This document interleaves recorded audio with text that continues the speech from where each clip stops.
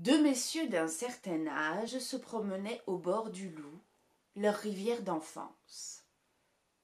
Deux frères, mon frère Bernard et moi. Un demi-siècle plus tôt, ils plongeaient dans cette transparence. Ils nageaient parmi les chevennes que leur chahut n'effrayait pas. La familiarité des poissons donnait à penser que ce bonheur durerait toujours. La rivière coulait entre les falaises. Quand les deux frères la suivaient jusqu'à la mer, tantôt portés par le courant, tantôt crapahutant sur les rochers, il leur arrivait de se perdre de vue. Pour se retrouver, ils avaient appris à siffler entre leurs doigts. De longues stridulations qui se répercutaient contre les parois rocheuses. Aujourd'hui, l'eau a baissé. Les poissons ont disparu. Une mousse glaireuse et stagnante dit la victoire du détergent sur la nature. Ne demeure de notre enfance que le chant des cigales et la chaleur résineuse du soleil. Et puis, nous savons toujours siffler entre nos doigts. Nous ne nous sommes jamais perdus d'oreille. J'annonce à Bernard que je songe écrire un livre concernant l'école. Non pas l'école qui change dans la société qui change, comme a changé cette rivière, mais au cœur de cet incessant bouleversement sur ce qui ne change pas, justement, sur une permanence dont je n'entends jamais parler, la douleur partagée du cancre, des parents et des professeurs, l'interaction de ces chagrins d'école. Vaste programme. Et comment vas-tu t'y prendre? En te cuisinant, par exemple. Quel souvenir gardes-tu de ma propre nullité? Disons en maths. Mon frère Bernard était le seul membre de la famille à pouvoir m'aider dans mon travail scolaire, sans que je ne me verrouille comme une huître. Nous avons partagé la même chambre jusqu'à mon entrée en 5e où je fus mise en pension. En maths, ça a commencé avec l'arithmétique, tu sais. Un jour, je t'ai demandé quoi faire d'une fraction que tu avais sous les yeux. Tu m'as répondu automatiquement « Il faut la réduire au dénominateur commun ».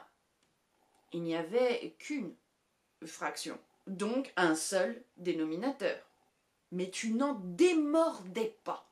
Faut la réduire au dénominateur commun. Comme j'insistais, réfléchis un peu, Daniel, il n'y a là qu'une seule fraction, donc un seul dénominateur. Tu t'es foutu en rogne.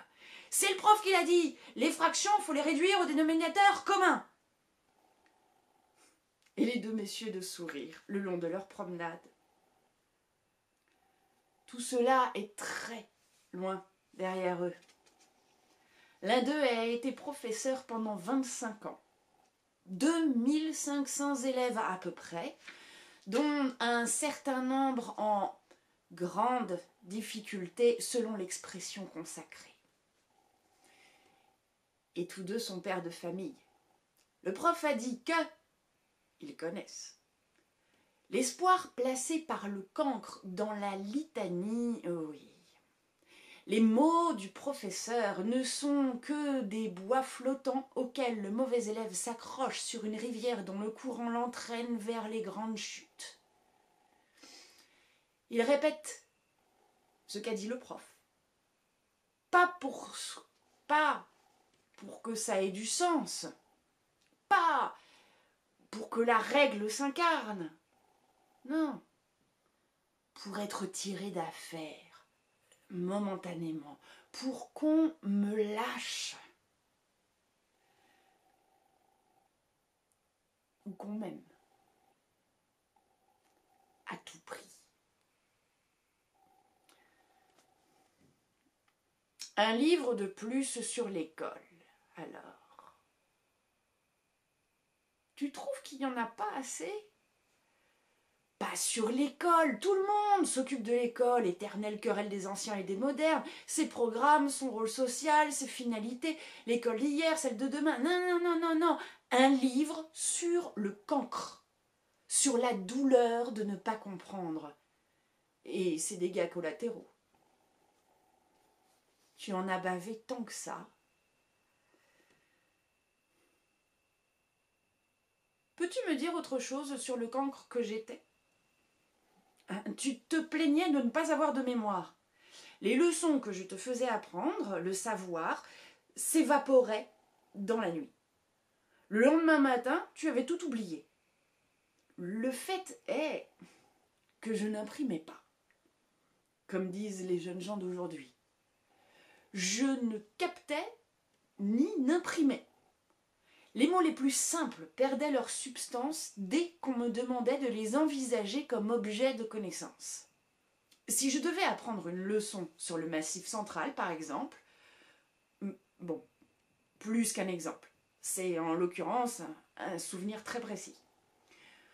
Ce petit mot de 2 syllabes se décomposait aussitôt, jusqu'à perdre tout rapport avec la Franche-Comté, l'Ain, l'horlogerie, les vignobles, les pipes, l'altitude, les vaches, les rigueurs de l'hiver, la Suisse frontalière, le massif alpin ou la simple montagne.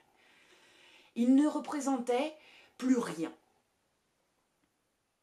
Jura, me disais-je. Jura, Jura, et je répétais le mot, inlassablement, comme un enfant qui n'en finit pas de mâcher, mâcher et ne pas avaler, répéter et ne pas assimiler, jusqu'à la totale décomposition du goût et du sens. Mâcher, répéter, jura, jura, jura, jura, jura, jura, jura, jura, jura, jusqu'à ce que le mot devienne une masse sonore indéfinie, sans le plus petit reliquat de sens. Un bruit pâteux d'ivrogne dans une cervelle spongieuse. Et c'est ainsi qu'on s'endort sur une leçon de géographie. Tu prétendais détester les majuscules. Oh, terrible sentinelle, les majuscules. Il me semblait qu'elles se dressaient entre les noms propres et moi pour m'en interdire la fréquentation. Tout mot frappé d'une majuscule était voué à l'oubli instantané. Ville, fleuve, bataille, héros, traité, poète, galaxie, théorème, interdit de mémoire pour cause de majuscules tétanisantes. « Halte là !» s'exclamait la majuscule. « On ne franchit pas la porte de ce nom, il est trop propre, il n'en est pas digne, on est un crétin !» Précision de Bernard le long de notre chemin, un crétin minuscule. Rire des 2 frères. Et plus tard, rebelote avec les langues étrangères. Je ne pouvais pas m'ôter de l'idée qu'il s'y disait des choses trop intelligentes pour moi, ce qui te dispensait d'apprendre tes listes de vocabulaire. Les mots d'anglais étaient aussi volatiles que les noms propres.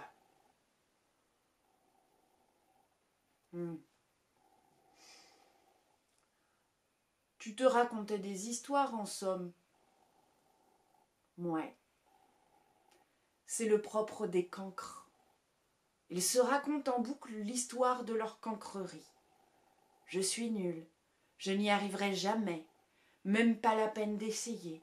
C'est foutu d'avance. Je vous l'avais bien dit. L'école n'est pas faite pour moi. L'école leur paraît un club très fermé dont ils s'interdisent l'entrée. Avec l'aide de quelques professeurs, parfois,